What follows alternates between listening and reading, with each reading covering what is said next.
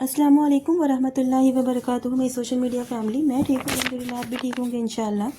آج اپنی ویڈیو میں نمازوں کی قضا، یعنی کہ نمازوں میں قضا کس طرح کرتے ہیں جو نمازیں چھوٹ جاتی ہیں، مسجد میں داخل ہونے کے کچھ آداب ہیں، اور نماز پڑھنے والے کو سلام کرنا، ان سب ٹاپکس پر بات کروں گی انشاءاللہ اپنی ویڈیو میں. اگر چینل میں نئے ہیں تو پلیز سبسکرائب مائی چینل. چلیے بنا تاخیر کے ویڈیو شروع کرتے ہیں. سب سے پہلے آپ کو بتاؤں گی اپنی ویڈیو میں نمازوں کی قضا کے بارے میں. بعض نمازوں کا وقت اگر فوت ہو جائے، یعنی نمازیں چھوٹ جائیں، تو عذر زائل ہونے کے بعد ان کی قضا ہے. جیسے 5 نمازیں، اور بعض ایسی نمازیں ہیں جن کا وقت اگر ختم ہو جائے تو اس کی قضا نہیں. مثلا جمعہ کی نماز اگر یہ چھوٹ جاتی ہے تو اس کی جگہ ظہر کی نماز پڑھی جائے گی. اور بعض نمازیں ایسی ہیں جس کی قضا نہیں ہے الا یہ کہ اس کے وقت میں کی جائے، اور وہ ہے عید کی نماز. فوت شدہ نماز کی ترتیب سے قضا فوراً واجب ہے، اور اگر ترتیب بھول گیا یا معلوم نہیں، یا جس نماز کا ابھی وقت ہے اس کے وقت کے نکل جانے کا اندیشہ ہے، یا جمعہ کی نماز کے فوت ہو جانے کا اندیشہ ہے، تو ترتیب ساقط ہو جائے گی. جس نے کوئی فرض نماز شروع کر دی، پھر اسے خیال آیا کہ اس سے پہلے والی نماز اس نے نہیں پڑھی، تو نماز اس نے شروع کی ہے اسے پوری کرے، پھر فوت شدہ نماز پڑھے، یعنی کہ چھٹی ہوئی نماز پڑھے. اسی طرح مثلا کسی کی عصر کی نماز قضا ہو گئی، اور وہ مسجد میں اس وقت پہنچے گا جب مغرب کی نماز پڑھی جا رہی ہو، تو وہ امام کے ساتھ مغرب کی نماز پڑھ لے، پھر عصر کی نماز کی قضا کرے. جو شخص سو گیا ہو اور نماز نہ پڑھ سکا ہو، یا نماز بھول گیا ہو، تو جب یاد آئے وہ نماز پڑھ لے. بخاری کی حدیث ہے، رسول اللہ صلی اللہ علیہ وسلم نے فرمایا، جو شخص کوئی نماز بھول جائے یا سو جائے تو اس کا کفارہ یہ ہے کہ جب یاد آئے اسے یاد آتے ہی پڑھ لینا چاہیے. اگر مسجد تنگ ہو جائے تو راستے میں نماز پڑھنا جائز ہے. نماز میں اپنا چہرہ ڈھانپنا اور منہ اور ناک پر کپڑا لپیٹنا مکروہ ہے. جس چیز کے کرنے کا حکم دیا گیا ہے اس کے اندر لا علمی اور بھول چوک کو عذر نہیں بنایا جا سکتا. مثلا اگر لا علمی کے بنا پر یا بھول کے بغیر وضو نماز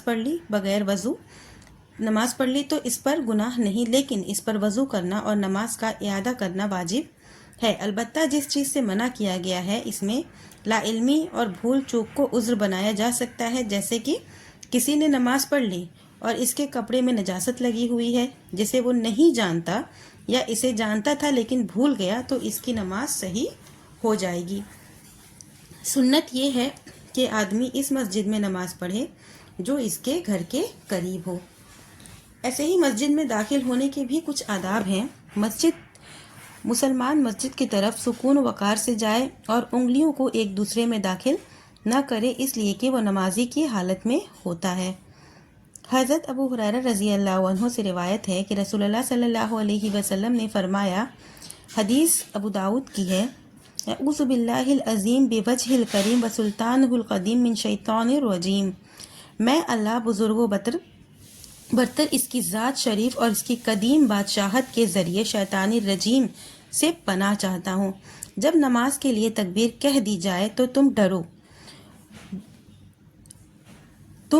ڈرو نہیں، بلکہ سکون اور اطمینان سے واپس آؤ. جتنی نماز جماعت سے پاؤ اسے پڑھ لو، اور جو فوت ہو جائے اسے پوری کر لو، اس لیے کہ تم میں سے کوئی شخص جب نماز کا قصد کرتا ہے تو وہ نماز ہی کی حالت میں ہوتا ہے. بخاری مسلم کی حدیث ہے. مسجد میں داخل ہونے کے لیے پہلے دایاں پیر مسجد میں رکھنا چاہیے اور یہ دعا پڑھنی چاہیے، بسم اللہ والصلاۃ والسلام علی رسول اللہ، اللہم الفتح لابواب رحمتک. جب مسجد سے نکلے تو اپنا بایاں پیر نکالے اور یہ دعا پڑھے، بسم اللہ والصلاۃ والسلام علی رسول اللہم انی اسألک من فضلک. اللہ کے نام سے اللہ کے رسول پر درود و سلام نازل ہو، اے اللہ میں تجھ سے تیرے فضل و کرم کا سوال کر رہا ہوں. ابن ماجہ میں الفاظ تھوڑے زیادہ ہیں ان دعاؤں کے. اللہم اعصمنی من الشیطان الرجیم، اے اللہ مجھ کو شیطان الرجیم سے محفوظ رکھ. جب مسجد میں داخل ہو تو مسجد میں موجود لوگوں کو سلام کرے، پھر 2 رکعت تحیۃ المسجد پڑھے، پھر اللہ کے ذکر میں مشغول ہو جائیں اور جماعت کھڑی ہونے تک قرآن کی تلاوت یا نوافل یا اللہ کے ذکر میں مشغول رہیں۔ وہ پہلی صف میں امام کے دائیں جانب رہنے کی کوشش کرنا چاہیے۔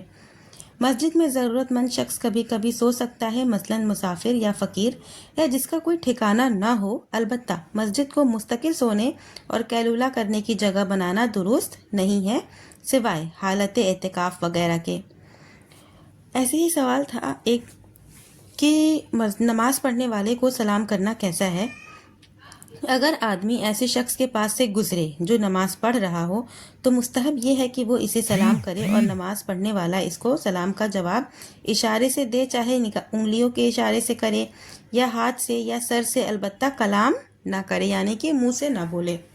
حضرت صہیب رضی اللہ عنہ کہتے ہیں کہ رسول اللہ صلی اللہ علیہ وسلم کے پاس سے گزرا، اس وقت آپ نماز پڑھ رہے تھے، میں نے آپ کو سلام کیا، آپ نے اشارے سے میرے سلام کا جواب دیا۔ ابو داؤد کی حدیث ہے۔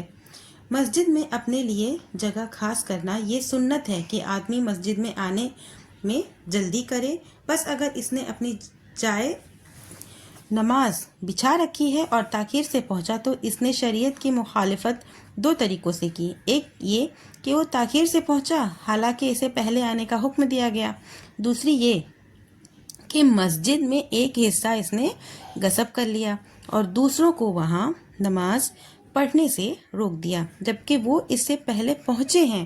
بس اگر کوئی شخص مسجد میں اپنی جائے نماز بچھا دے اور خود تاخیر سے آئے تو جو شخص پہلے آئے وہ اسے اٹھا دے اور اس کی جگہ نماز پڑھ لے، اس پر کوئی گناہ نہیں ہوگا۔ تو یہ تھی چند باتیں نماز کو لے کے اور مسجد میں داخل ہونے کے کچھ آداب۔ انشاءاللہ ویڈیو آپ کو پسند آئے گی۔ کل کی ویڈیو انشاءاللہ بھی نماز کے اوپر ہوگی۔ پانچوں نمازوں میں کون سی سورہ پڑھنا سنت ہے، ان سب چیزوں پر ڈیٹیل میں بات کروں گی انشاءاللہ۔ آج کی ویڈیو زیادہ لمبی نہیں کروں گی، یہیں پر ویڈیو ختم کرتی ہوں۔ آخر میں اللہ تعالیٰ سے دعا کرتی ہوں کہ یا اللہ تعالیٰ ہم تمام مومن مسلمانوں کو نماز کو صحیح طریقے سے پڑھنے اور وقت پر پڑھنے کی توفیق دے، آمین۔ ملتے ہیں نیکسٹ ویڈیو میں۔ اگر آپ کا کوئی سوال ہو تو آپ مجھے کمنٹ میں پوچھ سکتے ہیں۔ وعلیکم السلام ورحمۃ اللہ وبرکاتہ۔